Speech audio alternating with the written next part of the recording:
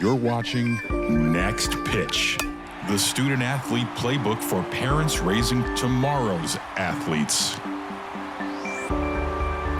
Hi, my name's Anthony Leveritz, host of the Next Pitch podcast, and I am joined by Hannah Huesman from Mental Sweat.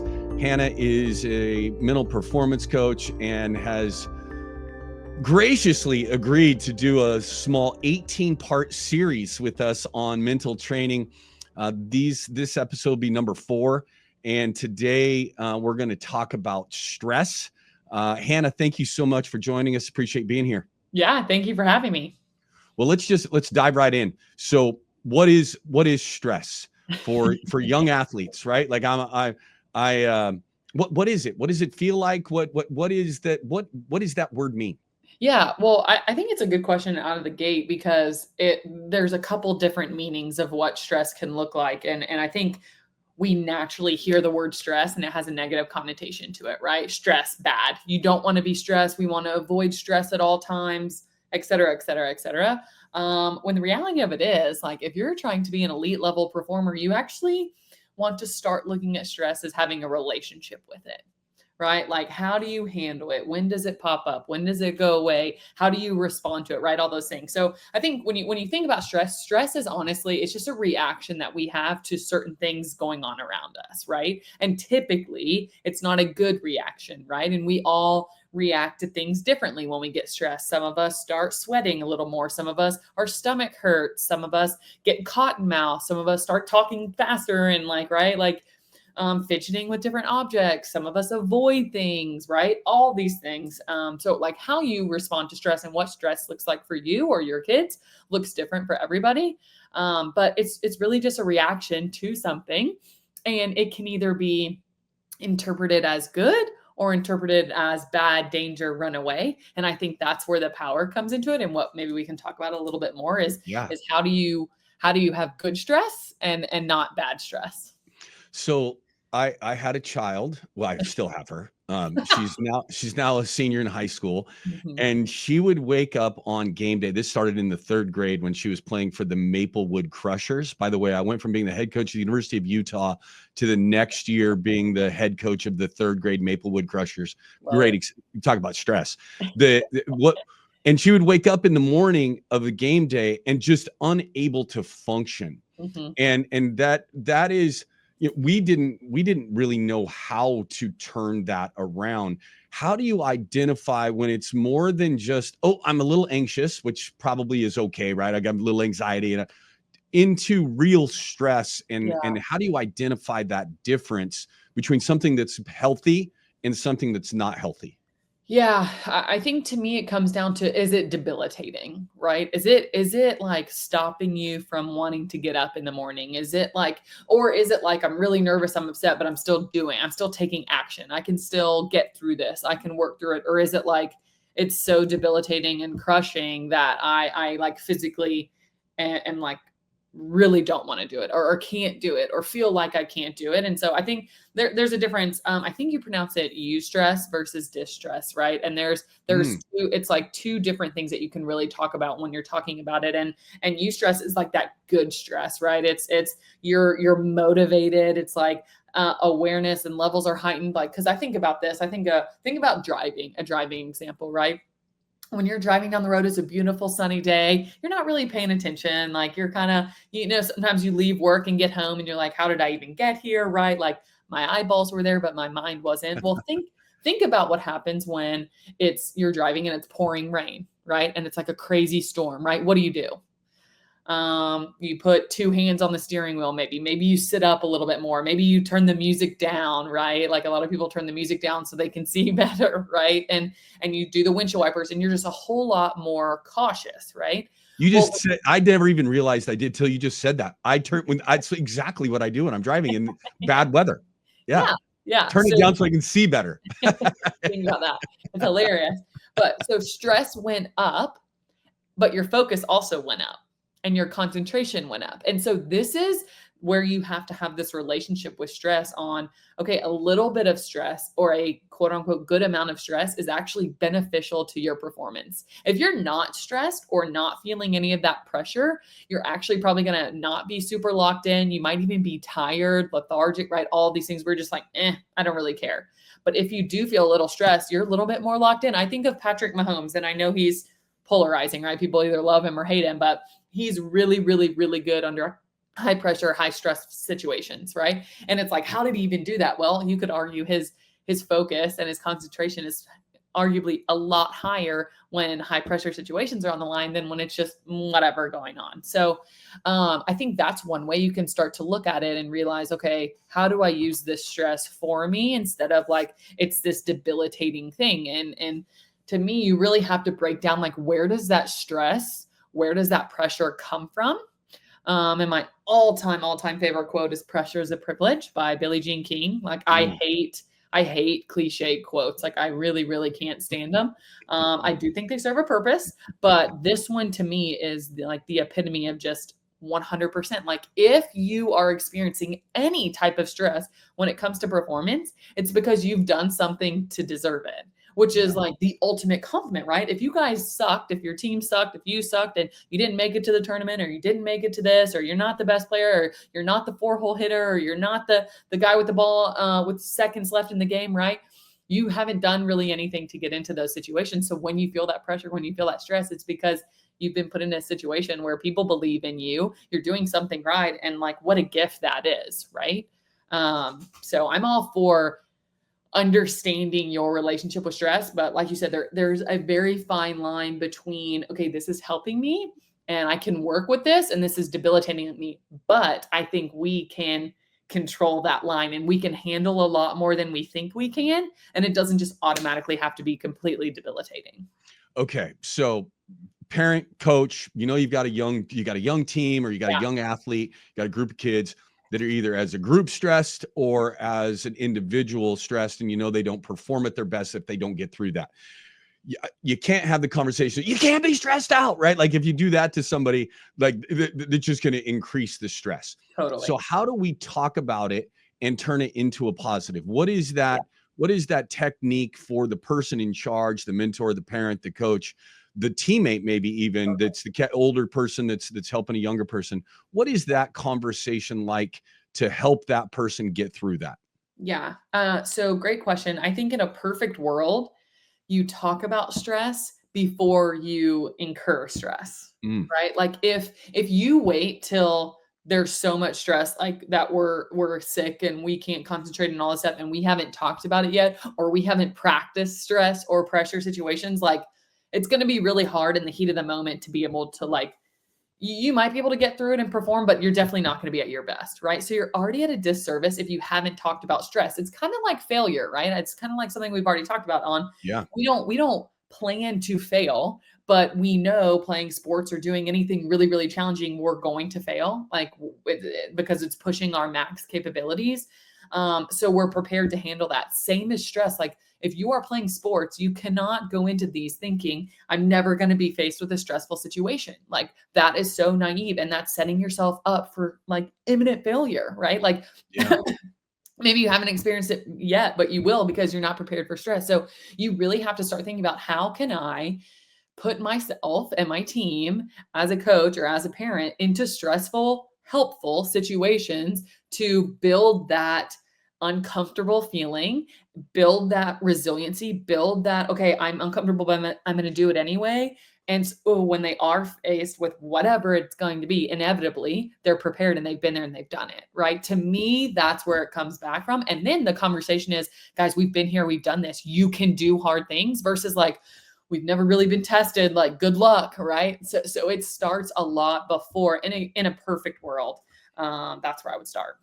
It's a great point. And I think for coaches out there that are dealing with teams, or you play a lot of close games and you're not prepared for that, being able to find those situations and practice them in practice, short clock situations that you have to score, you're down one, whatever that is, right? It's that same idea that you don't just show up and perform.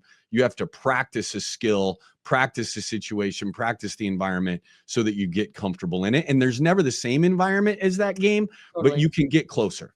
100%. And I would even say, like, this doesn't mean like create the most insanely stressful, horrific experience for the players or Like, kids. don't start a fire underneath your kid's chair at the dinner table and they have to finish their food, right? Like, that's probably not the best Figure way it to do it. out. Right. Or I saw something where it was like a parent sitting in the back of their kid's car because they accidentally left it unlocked, and like the kid gets in and they like attack Yeah. them. It's like, okay, very extreme, but like we don't want to give them PTSD, like in all reality. So it doesn't have to be like, I don't want people hearing this like, okay, we got to just grind it out and just destroy them in practice. It doesn't have to be that. It can be the smallest things. It can be adding a clock, right, to anything and everything you do. It can be a competition, like make internal competitions, like that creates stressful, but it creates competitiveness and the juices flowing and it makes it more fun. Like I always come back to, can you make it competitive? Because as athletes and performers, one, we love to compete. It makes it fun, and you usually push yourself more than you would have without it. So there's so many benefits to making it competitive,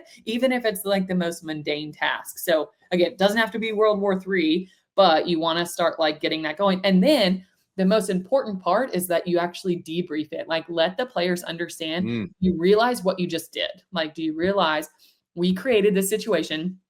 Maybe the coaches are aware of what they're doing, but they don't blatantly tell the players like, hey, this is a impossible task, right? But after we talk about it, like, how did that make you feel? How did you work through it? How did we get through it? If we did it again, how would you respond differently, right? It's all about like putting rhyme or reason to what you just did and how you got through it. That way, bam, that's a tool that's going in their back pocket for whatever inevitably they'll face in the future.